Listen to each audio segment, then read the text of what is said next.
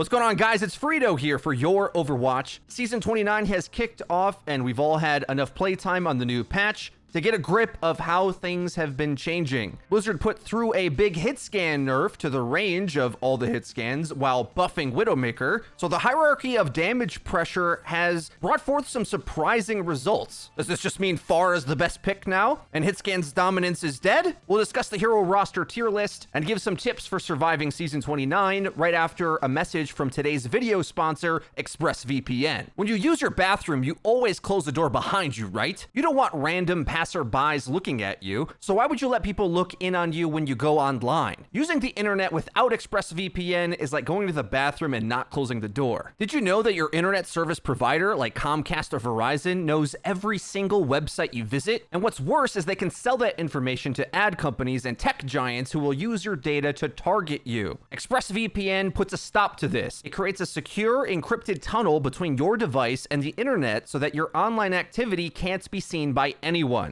But what I love about ExpressVPN is that it unlocks more out of the subscriptions I already pay for. Netflix region blocks shows that I love, and with a simple click using ExpressVPN, I can switch my region to the UK and gain access to shows like Brooklyn Nine-Nine or Rick and Morty. Between the extra content as well as the peace of mind of security you'll gain with ExpressVPN, the value pays for itself. So don't delay, click my link in the description and you can get an extra 3 months free. That's expressvpn.com/youroverwatch. Click the link in the description and get 3 months free. Kicking off the tier list today, we're going to take a look at DPS. If you remember from last season, I described Overwatch as being in the era of the hero shooter, Overwatch 2.0. And that's because the game is about using map control to resolve team fights, which means you gotta get kills. Gone are the days where you can just cheese out the objective, so getting value out of your DPS is crucially important, and you'll want to make sure that your team comps synergize to do so. Now, with that being said, with the most recent patch, Blizzard took aims to reduce the range of all the hit scans in the game, and some expected a result for flex DPS to all of a sudden gain in power. But what's surprising for me is that what I think actually happened was the hierarchy and matchups got mixed up, but it won't look too different from what you're used to for a few reasons. And in fact, may have intensified the power of a hero like McCree, who I'm putting as number 1. And as we'll see on the other role tier lists, I think DPS is a very powerful role in the game now, and crucially important as they're going to have the only S tier picks today. And you may be wondering, how did McCree somehow remain unscathed by this mix-up with all the hit scans reducing in power? And I'll tell you why. The range of all of them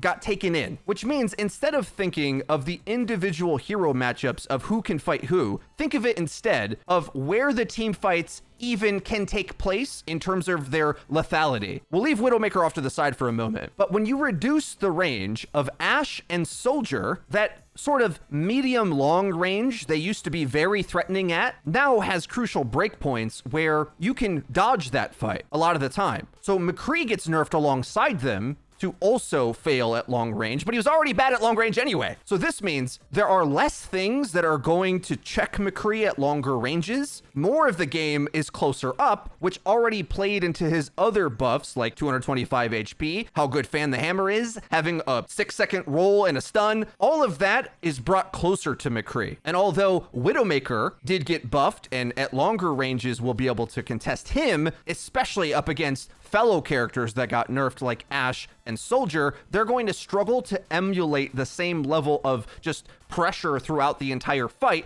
as a McCree can in his optimal state, because he can dodge the fights that used to punish him from those two to get closer in and do all the things he used to do. It's much more strict on his long range capabilities now, where even if you hit headshots at long range, it'll do nothing, but that kind of just doesn't matter, because if you look at the rest of the characters I'm putting in S tier, Tracer, Reaper, Echo, he still marks these characters and is strong against tanks. And High Noon has been buffed repeatedly, so he's got that too. McCree just does everything a DPS needs to do. And whether it's contesting some of these top picks or being strong against some of the lower ones, McCree fits in the most situations for me. And although has a few weak matchups now, because the game has been brought in closer to him, he's benefiting from his brawly buffs from the past. On the other side of the S tier, if you look at Hanzo, Torb, and Mei, they're 3 projectile heroes that have been buffed in the past that now have some of the most threatening long-range damage. And since they have a lot of other tools as well, like Storm Arrow, Overload from Tor, plus a turret, Mei is incredibly durable and creates cover, which, as we said in the start of this, is really important. They all can influence the game in a really impactful way. And you're going to find have a much easier time up against the longer range Hitscan characters now,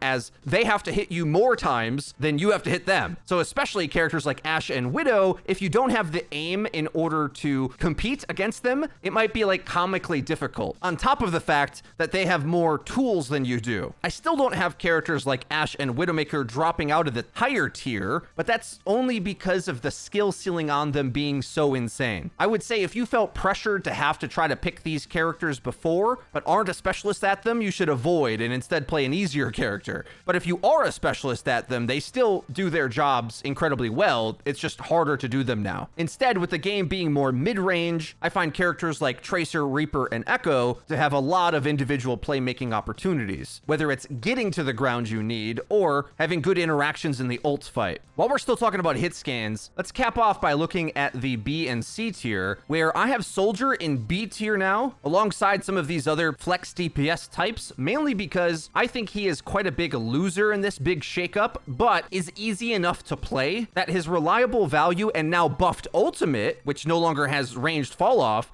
can catch some people out. But I think once players realize how much better Soldier's ultimate is, you're going to realize how much weaker his mid-fight is. It used to be that Soldier was quite threatening at medium range, but now that he's lost that, you don't have to respect his damage as much, and there's a bunch of characters I think you're going to feel like you can stand and deliver and out-snipe him, where he used to be much more potent. So although early on in the season, he might work fairly decent until players realize that, as it goes on, and you realize things like, well, up against McCree, for example, Soldier used to be able to really outpoke him. But like I said before, with McCree's extra tanky health, he can just straight up avoid that line of sight and probably doesn't die to Soldier in spots he used to, because they both kind of just shoot marshmallows at each other at longer ranges. Then you can lean on Soldier's sort of flankiness, but if you're going to play that way, why not go in and out with Doomfist, or play the better version of it with Tracer, Reaper, Echo? Overall, I'd say he, as the rest of the B tier DPS class, are going to be skill, map, and matchup dependent. I don't think any of them are particularly better than S-class heroes, and even a character that most may have thought would start to dominate again, Pharah, I think you'll pretty quickly find that it doesn't matter if Pharah can snipe at super long ranges, because that's not the range she can easily hit anyway. She has to get at medium range just to accurately fire a rocket or dive bomb entirely, and that just plays into the effective range of hit scans. Yes, she'll no longer be sniped out of the air as far, but it's not like she's doing effective damage at that range either, unless you hit some ridiculous prediction rocket. So I don't really see Pharah as much better, and I think that'll make more sense when we get to the support section of the video. But first, I want to go over the tanks in Overwatch right now, and this was the hardest section to put a tier list for ever, because when I make these, what I attempt to do is give shortcut advice that should apply in most situations, because anybody can just look to what GMs are playing and say, play that. But I think due to what's powerful in the game, mainly getting map control and then creating aggressive damage opportunities, whether that's through your support line or with your damage characters, whatever, that's the game. That's the hero shooter meta. The tanks you use for that are all skill, map, and matchup depending. As high as Grandmaster's rank, Sigma would be S tier. But from my experience, from watching players play, the skill floor of a character like Sigma is so high that I just sort of vaguely put him with everybody else in B tier. So don't pay attention to this tier list part. Making a tier list for the tanks, I don't think makes any sense, because the game is so top-down balanced, and actually balanced, that there is no easy solution to your tank hero choices. Instead, what you should focus on, A, setting up your damage, or threat, whatever that is, whether it's an anti-nade, as we went at great length to describe in the Ana Mastery Guide, or getting your damage space. What does that mean? Well, it means contesting their threats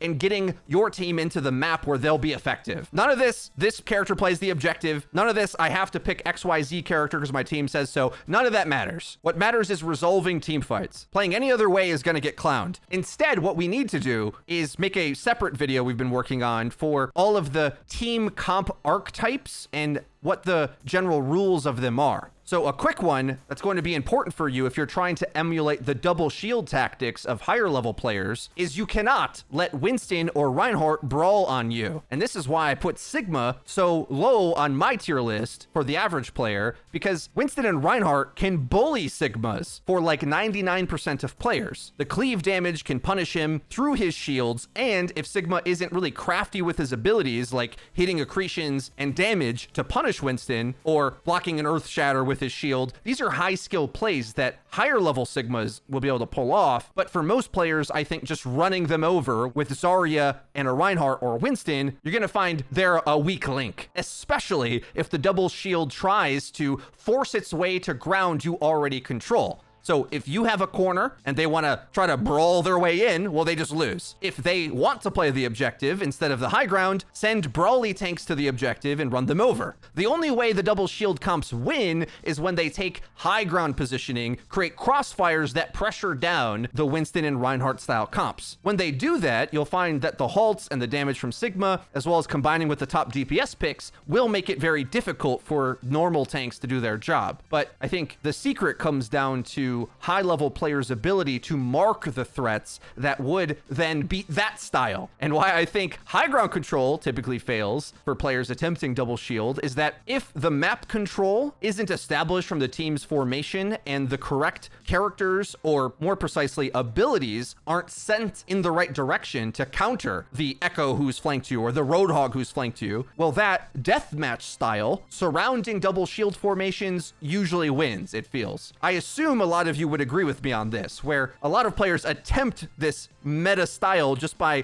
vaguely putting the heroes they see top level players play on the map somewhere, and then the enemy picks flanking styles, surrounds you, and your Ana doesn't sleep the Roadhog on the flank, or you can't stun the Tracer who's behind you, and everything just gets picked apart and falls over. So double shield is more weak to surrounds, but is going to be stronger when it is surrounding a teamwork style comp, and that's sort of how the hierarchy goes. And to get more explanation of that is going to take a much more involved video, but that's the gist of the tank category in season 29. I don't think there's a massive gap in the value any given tank can get, at least not easily. So instead, focus on setting up your DPS, getting value out of the heals that you actually have, and counter-picking the enemy. It's so important that you identify what's the biggest threat to your team that's causing them to fail to do their jobs and relieve that pressure off of them. It's not really going to matter if you make space in one direction, but you lose to a Doomfist, or hold the high ground where you're supposed to be, but they go to point and get swung on by the Rhine.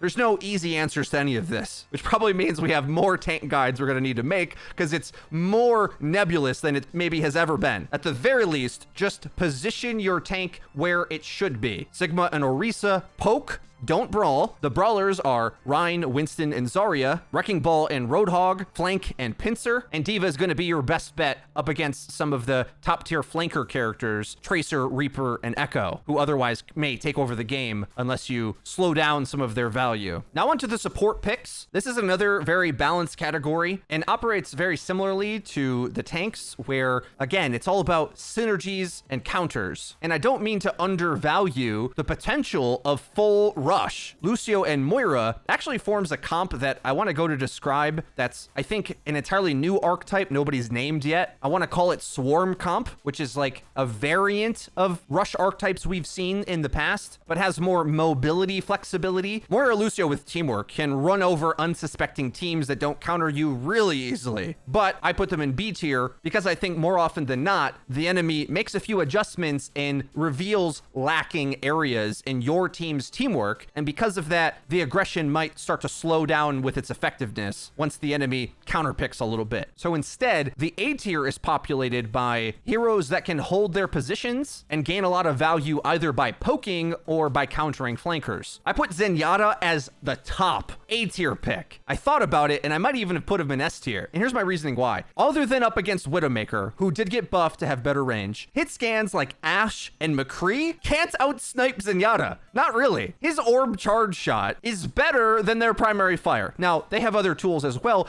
but with the combination of Discord orb now and Zenyatta's pressure damage, I think Zen is nasty right now and can solve a lot of problems for you. On top of that, you may find the damage amp required in order to enable some of your Hitscan teammates in order to counteract those characters people thought may have been top meta picks. It's kind of interesting. A Pharah's flying overhead, and your McCree just got 50% damage fall off at its max distance. You put a Discord on that Pharah, adding 30% damage amplification, it mellows that out a little bit. And between you shooting her and him shooting her, it's as if there wasn't much of a change at all. And then on top of that, if the enemy has a hit scan, they may struggle to be able to snipe Zen in the same spots he used to just instantly die from peeking. Now he can kind of bully those angles a little bit more. And what's more, a good placed Discord orb destroys tank players. They have no idea what to do up against it. So what Discord will do is really punish a Winston or Reinhardt who doesn't engage perfectly with their team and force them to pick double shield or lose. Remembering that Orisa and Sigma both have shields and can shoot back. So funnily enough, Orisa can counter snipe Zen when he's peeking out and punish him with halts. But due to his newfound place in sort of the range metagame, he can play more brazenly than before. Otherwise, the rest of the support category I don't think changes too much, though keep in mind Batiste's long range damage also got nerfed, and that does matter, not just for his normal fighting, but also when using an amplification matrix for himself. You're gonna need better aim and more headshots from Batiste to do the same damage you used to be able to do at long distances. But Batiste stays high up on the tier list for his applicability with Rein Zarya or Double Shield, who both should play together in order to maximize his AoE healing, which remember, direct hits from Batiste heal more than they used to, and non-direct hits will heal less. So you want your team to clump up together so you can hit your tanks directly in order to maximize his healing values.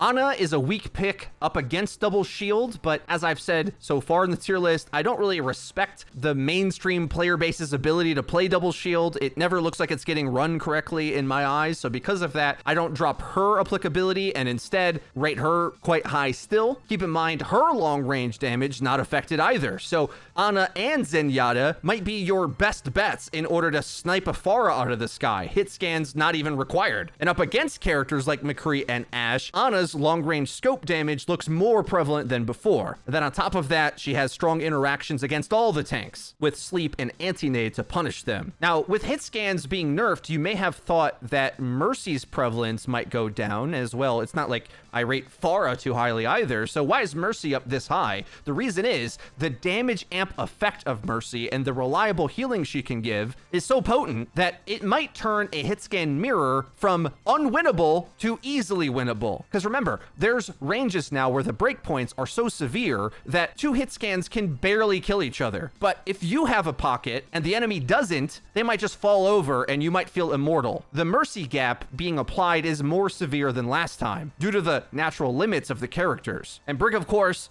may give your backline a fighting chance up against characters like Reaper, Tracer, Doomfist, and even counter some of the tanks. So my recommendation for how to pick your supports this season is similar to the tanks as well, where you want to synergize with how they're playing and pick what you need to in order to get yourself into position and hold it. A secret modifier on all of this might be that it may matter more the playstyle of your team above their hero picks, because it's more common that players have their own interpretation on a style. Let's say, like if they want to brawl with a poke comp, they pick Sigma and Orisa, but play in close range all the time. You either can choose to ignore their attempts and go find other fights that you can win, or try to embolden their style. So you might have to ask yourself, what are my tanks and teammates playing like they have, as opposed to what heroes do we have? The support lineup really dictates what flexibility the team has in taking fights. A combo like Mercy Zen can be incredibly potent, but it requires your tanks to avoid damage, as opposed to taking it non nonstop. They'll be best when you're taking a bunch of off angles and you're playing ball hog anyway and nobody's playing together. Well, just split up the map, try to crossfire for picks. Although a character like Baptiste is really strong with Reinhardt, if your Rein plays too aggressive